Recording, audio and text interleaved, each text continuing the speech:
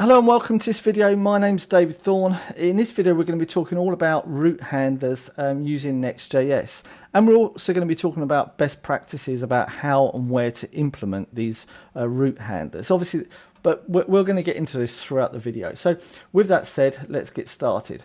Now let me just show you our basic blog that we've got here. So we've got our blog, and then you've got these tech innovations, Borussia Dortmund's performance, drone adventures, and travel tales with Eileen. So this is at the moment how our website needs to be displayed. And now these blog items are hard coded into our layout, and here you can see that I've got this await all, and this all function within inside of our services blog, or a blog service should we say, is just returning all of them, and it's iterating around, and it's showing a link on the side, and then within inside of our page, or in each individual page, it's just showing the blog title and the content, and we're using another get function within inside of our blog services file, and I'll show you that in a second. So all this code here is working perfectly fine, and I don't want to change anything with it because it's calling a service which is inside of here, and it's saying, hey, give me the information that I want, and that's as much as what the view needs to know. It has a view model, and it says, hey, give me my model please. And so this service here is basically the blog's the blog template or page is view model, right? And the blog interface is its model that it can use to display, and that's as much as this view is allowed to know. And this is blog, it shouldn't know anything else, all right? So it can know about this services folder, but it can't know about where the data comes from. That's what the service knows about. So this is the extent that any files, any pages, any layouts, they can only know about this services folder. That's the extent of what it can know about, all right?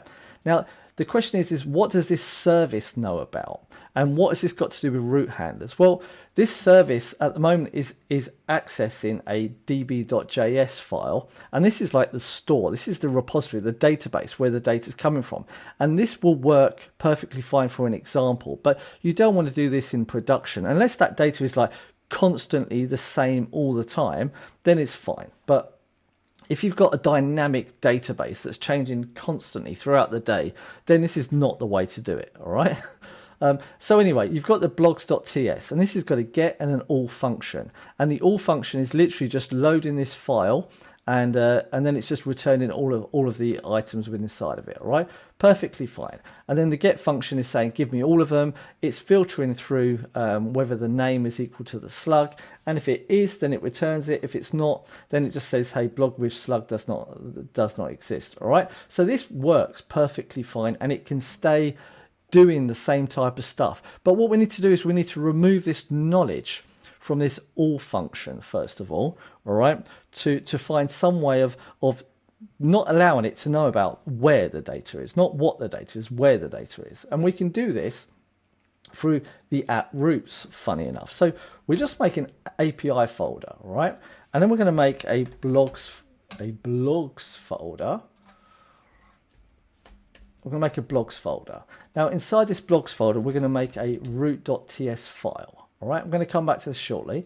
And then this blogs here, we're going to make another folder, right, with a root segment. And inside of that, we're going to say root.ts. So what these going to do is the blogs slug is a root segment. So it means anything that's in the APIs. It's going to be API blogs and then slug here. This is our get request for an individual blog, all right?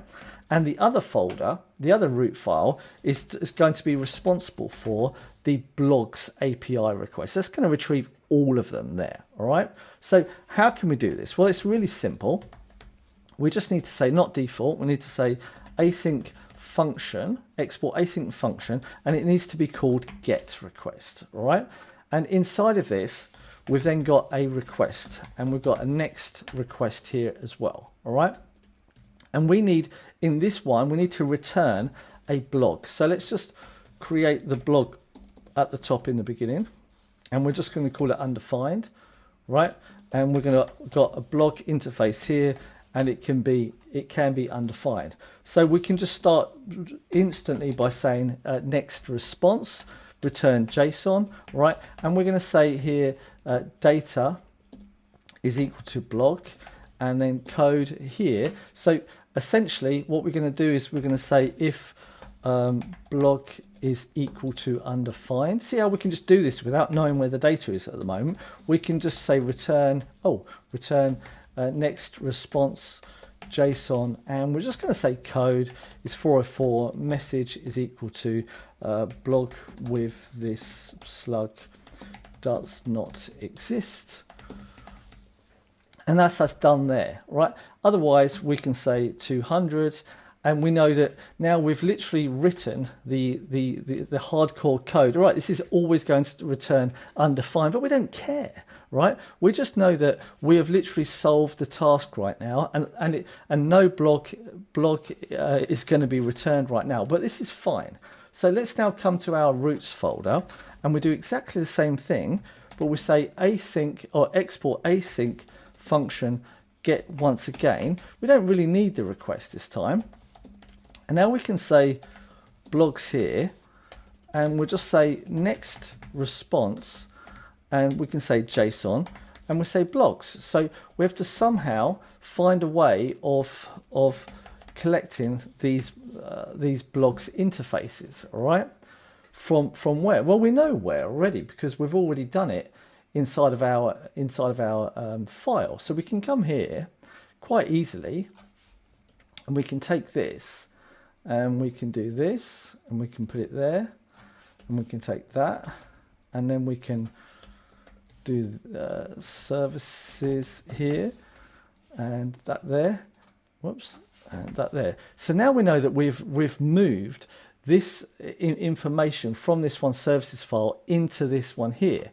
And we know this works perfectly fine because I know it works perfectly fine. All right, and this could do anything else here if there's some check-in, but the whole point is we're moving it outside of the view model, outside the services. So now we have that. We need to come back to this one file. Well, this one needs to also retrieve this one file data or do a database request, and because we want to keep the requests independent of one another, we're going to load the blogs once again from that one file, and we're then going to say blogs.find, right? And we're going to say find then name is equal to slug, right?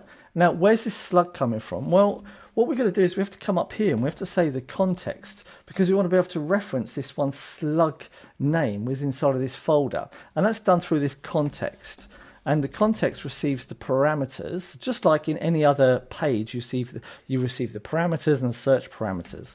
And inside of this, as we know from other videos, we have this one slug. So we can start just coming here and saying slug is context, parameters, and slug. So now we do have the slug here. So this is a little bit too much, right? But we don't have a database to call, so we're just going to access the database in itself. And now we can actually come to our services, right? And we can start using these. So our all instead now is more of a fetch, right? And it's HTTP localhost 3000 API blogs, and then because it's a fetch request, we're going to convert it to JSON, right? And we know that the fetch request just returned an array. There wasn't like any data array or whatever. That's what it returned. So this was the get one. So we need to do this, and then we need to say then the slug is on the end, right? And then convert it to JSON, which we know with this is then we're going to say results, and if results here, we're going to change it, because if result.code is not equal to 200, then we can say this here, else we're going to say result data, right? Remember that we added it into the data property. Okay, so now we have this. Now we can literally copy this and then put it in here, we remove this one slug here. We've now got the results, and we can just return this straight off the bat because we know that it's working fine. And this is returning a promise anyway, so this should work perfectly fine. And if we refresh it, we should still get everything like this. And if we come back to our all function and just return promise all and put an empty array into it, you can see now we don't get anything. But this Borussia Dortmund's performance still seems to be working. Well, that's because this request here. Sorry, that's because this request here is accessing an individual route. Well, let's just return. Let's blog is undefined. If true or that, and now you can see we get blog with slug does not exist. So we can see we've now handled this one error as such, right? So we know that the data is not coming from the services anymore. It's coming.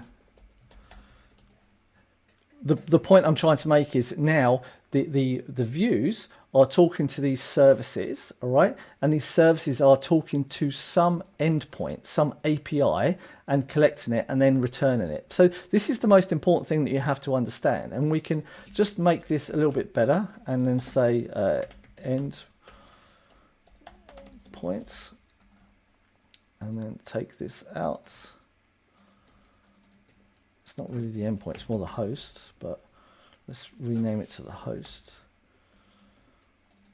And take this out. It's a bit better. All right. So really, you could then say API instead to remove that.